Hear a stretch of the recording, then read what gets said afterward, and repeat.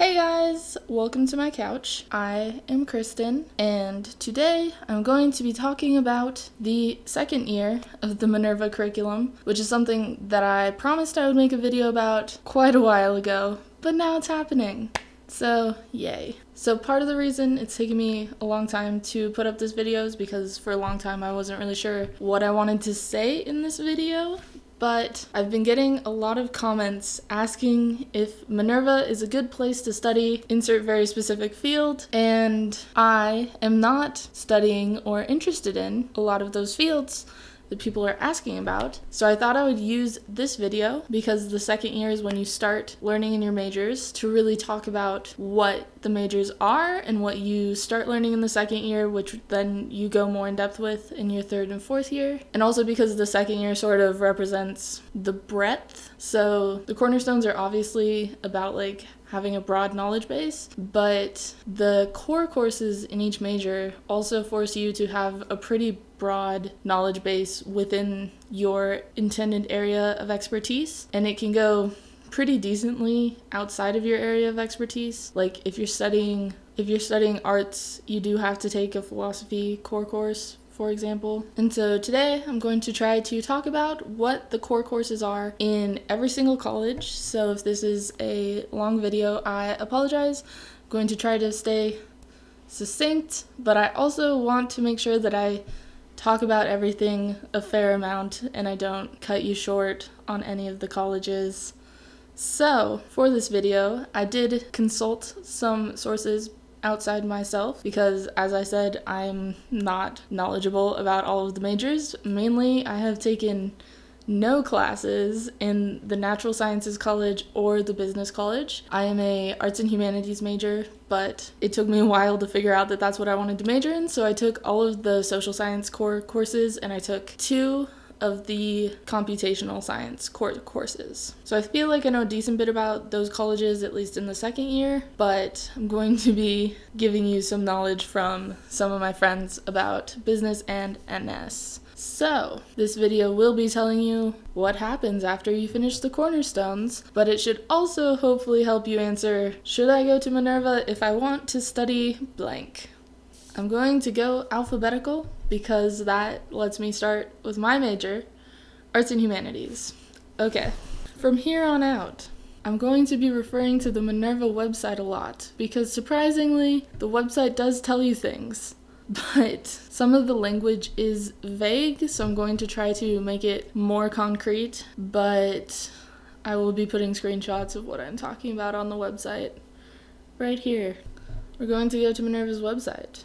Gonna go to academic programs, and then over to course catalog, and then arts and humanities. So all of the colleges have either 3 or 4 core courses. Arts and Humanities has 3. So the first one, and it doesn't matter what order you take them in, you can take them in whatever order, you can only take 1 or 2. These are all, the only prereqs are the cornerstones. So first you have global history. So I took this spring 2018, so sort of recently, and I loved it because after taking it is when I decided to become an arts and humanities major.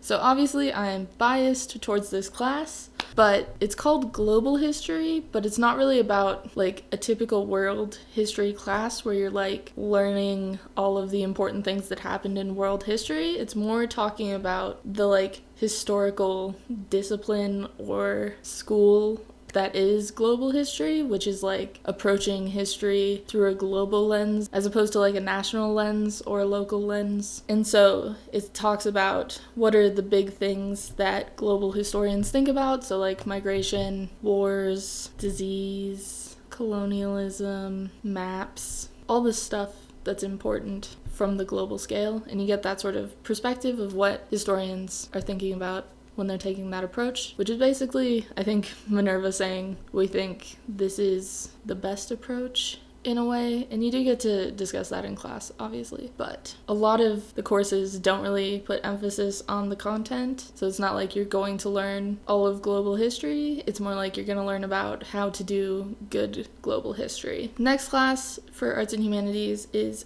morality and justice, so this one is a lot more like a basic philosophy class, and when I took it, it was almost exclusively like Western philosophers, but I've heard that they might be adding in non-Western philosophers as well, but this is a lot of like key texts, key philosophers, and getting like the basis of different conceptions of justice and the implications of some of those. So you write a lot of essays and you mostly talk about like arguments, so it's a lot about logic, but you also read a ton of philosophy, like a ton. The third age core course is Arts and Social Change. So this one is sort of a broad arts analysis class, but it also talks about like how do we think about what kind of impact art can have, how do we think about how art breaks the status quo, and sort of looking more at that lens, which I think is again like the Minerva curriculum gods taking a bit of a stance that like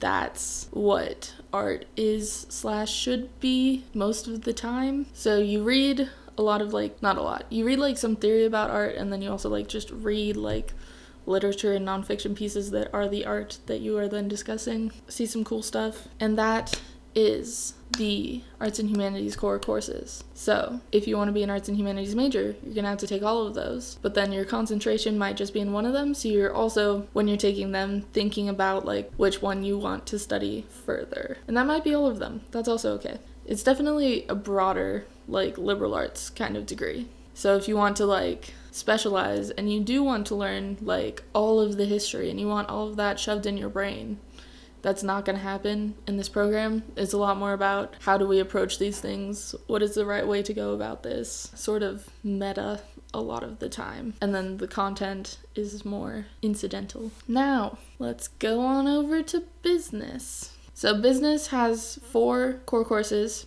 Another interesting thing about business is that you are required to take the first 2 together, so you have to take B110 and B111 at the same time. You can't take just one of them. And then the same thing applies for the second 2. You have to take them together, and you also have to have taken the first 2 already to take them. So it's definitely like you have to take these 2 classes in fall and these 2 classes in spring, and you pretty much have to do it your sophomore year. So if you're at all considering business, you pretty much have to get into those classes first semester sophomore year. You can do it in junior year, but then it's just a bit more of a time crunch to finish all of your concentration classes as well in the last year. But I have not taken any of these classes, so I consulted a friend. Okay, so the first one, B110, I believe is like marketing, basically. Yeah, like analyzing the market and understanding products going into that market. It's my impression of it. And then the second one that you have to take fall semester, B111, is finances, basically. Financial planning, budgeting, and modeling. Yes, so that one is the one where you live in spreadsheets, which I've heard a lot about. The quantitative side of things. And then in the spring, you take doing business, which is the one that I least understand what it's saying you're gonna learn. And then enterprise design and optimization, which I guess is like operations, but the general description of the business college course that I was given is that it covers topics from running a company, different hierarchical organization structures, how to design and sell a product or service, and how to calculate financial reports. So those are basically the 4 classes, all of the basics of being a business person. And also that the core courses are kind of connecting the cornerstones to the major. So you do use a lot of what you learned in first year still. And you read a lot of case studies as well as articles from people working in business and like experts within that specific part of the industry. And the 2 you take second semester definitely build on the 2 from first semester, so there's a reason that you have to take it like that. And my friend found this particularly helpful, having not studied business before, that they made you do it in that order. Cool. Business. Seems like they are in fact learning business, all of the parts of it. So next, computational sciences, which sounds funny because you're like, is it computer science? The answer is no, it's computer science and math. all put together. These core courses have actually changed in the last year. There used to be just 3, but now there are 4, because they split one of them into 2 different classes, and you have to take one of those before the other one. So it's actually named in a way that indicates this, because it's CS111A and then CS111B, which together make up what used to just be CS111. And that is the 1/2 courses that I have not taken for the core of this major. So I'm going to talk about the other ones first. So CS110 is about algorithms. It's basically an introductory programming type course. It focuses totally on coding, and it's not about teaching you a language. You're assumed to already know Python well enough to take this class from the Cornerstones. And so it's more about what are the functions or the basic ways to do a function that are used a lot. So hashing, searching, sorting, dynamic programming, greedy algorithms, divide and conquer, randomization, sort of baseline stuff that all counts as algorithms, which basically just means the type of functions that people use. Okay, I'm going to skip over the CS111AB, come back to it. CS112 is basically, I shouldn't say basically, this class is very hard to describe. It's like an intro data science class, but if you know anything about another intro data science class, it's probably not like that. But it's the only data science that I've really taken, so that's just how I think of it. It's just a lot about understanding what certain statistical models and outcomes actually mean, and how you get different statistical models and what the implications are of using different approaches. So you do play with data in R primarily, but it's also just a lot of trying to understand the theory behind some statistics and probability stuff. And it is a pretty hard class. The readings tend to be very confusing, but then the professor in class, which I hope he's teaching this for the rest of forever, has been really good at breaking stuff down and just explaining stuff in a way that people actually understand, even if you got absolutely nothing out of the actual readings. Okay, so then CS111 is supposed to be several math classes. It was trying to be calculus 1 through 3. I think it was assuming you already had calc 1 and 2 pretty under control, as well as linear algebra, and possibly also differential equations. Yeah, I think also differential equations. So they split it into 2, which makes a lot of sense. And the first one is more of the calculus and diffie-q, I'm pretty sure, and then the second one is more just linear algebra now. So more manageable, and definitely just math classes is what these are going for. I haven't taken them, so I don't know how they compare to a normal math class, except that because we do active learning, you're not just sitting in a lecture having it told to you how to do it. You have to do readings and possibly watch videos beforehand to learn how to do the thing, and then in class you guys probably do some sort of activity actually doing the math where you will get called on and have to know what is happening. So that is computational sciences. Moving on to natural sciences. This is another one that I know nothing about, but I have more friends in natural sciences, and one of them replied to my text messages. And NS is very strange because it is nothing like a science program at another college, basically. So the core courses, there are 4 core courses, but 2 of them are the same thing, but at a higher and a lower level, so you only have to take one of them. And then there's some concentration courses that require you to take the higher level one, but a lot of the concentrations don't require you to have taken that one. So if you're not having a strong background in physics, you can take the easier one.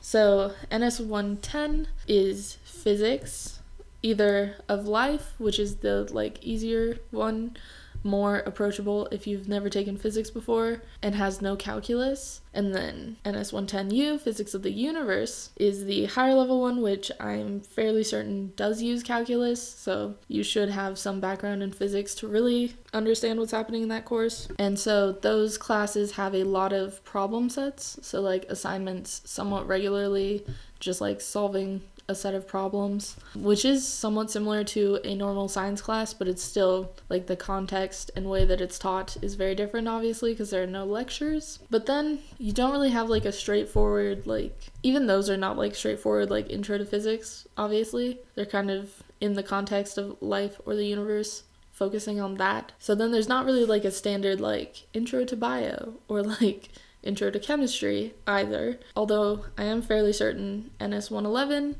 is the chemistry class of these core courses. And I think it focuses on, it says implications of Earth cycle, so it's also kind of geology, I'm pretty sure. And then NS 112 is sort of the biology class, but it focuses on evolution. And I'm going to go over to the message that my friend sent me and tell you her thoughts. You're sort of limited by the small course selection, like those are the only intro to those topics that you can get.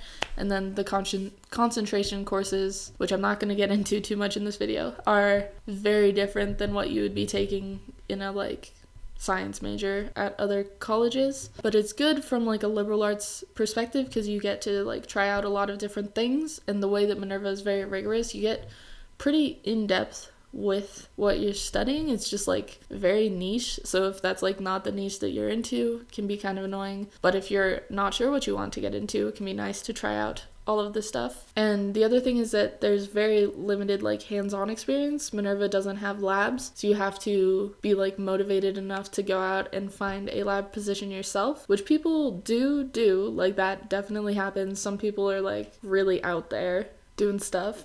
The other thing is that the seminar model is definitely challenging, like a lecture and exams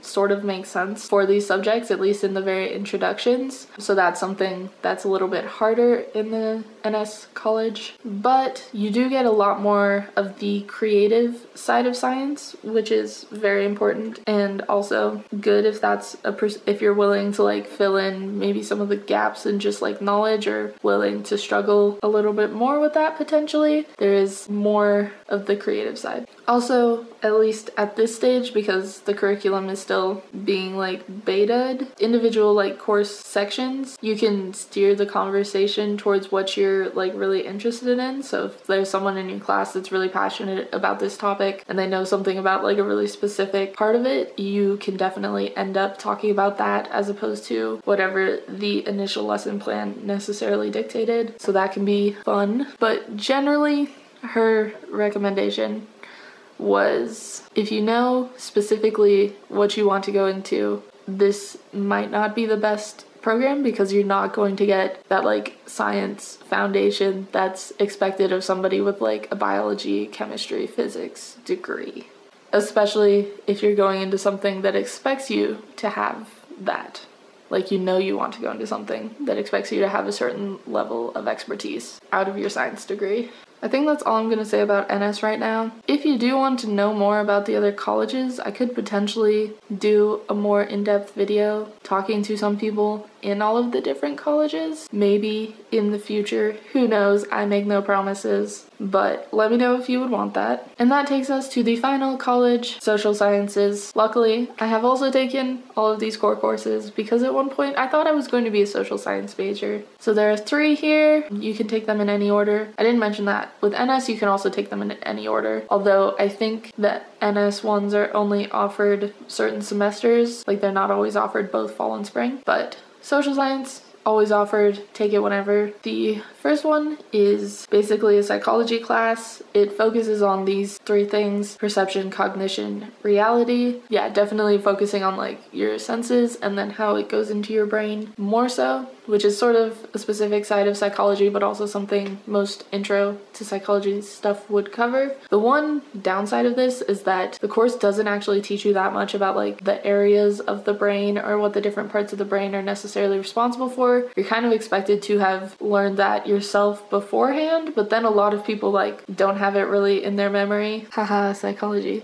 And so it's not something that's easy to talk about a lot in class, and that's like something I've heard about the psych curriculum in general, is that the detail on that side of things, like the brain, as opposed to just like theories of cognition and stuff, you do get a decent amount of. The brain is not as well worked into the curriculum at this point. Next we have an economics class, which does focus on like, oh man, I took this class and I can't remember, but like the cycle of boom, bust, bubbles, sort of like supply and demand, and how bubbles created and then then what happens when they burst. So like 2008 financial crisis gets talked about a lot, but also other examples of things like that. If you've never taken economics before, it can be a bit of a struggle at the beginning because the readings are throwing out words that you might not be familiar with, but I have found that like once you get on board with some of that like baseline vocabulary, it is a very manageable class. And then the final core course is Government and Social Change, which is basically like sort of an intro to politics one, but more about discussing what makes a government good or bad, how good or bad governments develop, and then also trying to talk about like what you can do to improve a government if it is developed in a bad way. And you basically read this entire book. I'll put it here, I don't want to talk about it. For like the first 10 weeks of the semester, and then you go through a few other things that are more about the social change in the last few weeks. And that is it for the core courses. Specifically, I'm going to just finish with some general thoughts about the second year courses. One, Minerva says that they are not introductory courses, but because most of us, or a lot of people in these classes, haven't taken anything in that subject before, they sort of do have to function as introductory courses. And so I would say most of the core courses kind of go on a scale, I guess, from like pretty close to being introductory to like definitely not introductory, which sort of represents like how hard they are based on whether you have background or not. And I think a problem was that more of them were over here on like definitely not introductory, but then because so many people were like, we actually kind of need something close to introductory, at least for like a few weeks at the beginning of the semester, because we know nothing about this, they're like sliding back in this direction based on what I've heard. Although there are some that build on the Cornerstones more, so like arts and social change builds on what you did in multimodal communications in the first year very directly, so it doesn't need to go into that introductory stuff because it happens that that specific course was well introduced in the first year. The other thing is that even if they are becoming more accessible, almost all of them you will struggle a bit more if you have no background, and because of that there are summer assignments that you're supposed to do before second year to sort of give yourself that background in each of the courses that you're going to be taking. But some classes completely leave this out, some classes expect you to do a ton, which is really hard to figure out on your own, and so I recommend that you do that to try and get up to the level that is expected, but usually it's not like a really effective way to be learning that, and you're going to end up having to learn it in the actual class. It's just you might have some familiarity that like recalls when it does come up in class. And this video is probably very long, so I'm going to stop now. I hope this addressed some questions about what the majors really are, or at least the basis of the major. I didn't get into concentrations. I guess I might try to get into them in the future, but like there's just more and more content to cover. Like first year there's literally 4 classes, and as you just saw, I had to go through like 18. There are 18 core courses, I think I counted that right. And so then every single major has 9 concentration courses, so there are 45. So basically you get more and more specific knowledge, but it also means that I know less and less about what is happening in all of these classes because I'm taking a smaller and smaller portion of them. But I could at least potentially do another video explaining what the concentrations are, because looking at that matrix just does not make sense to some people, I realize. And then also talking about what happens in senior year. But I'm going to finish this up for today. Thank you for watching. If you have any questions at all, please leave them in the comments. I don't always respond super soon because sometimes it stresses me out, but I try to get back to all of them eventually, and I will be answering any that go up in the first week that this video is up. I'll try to answer them really fast. If you come back later, I don't know where my head's gonna be, but I will answer your comment eventually, okay? Okay, thanks for watching. Bye!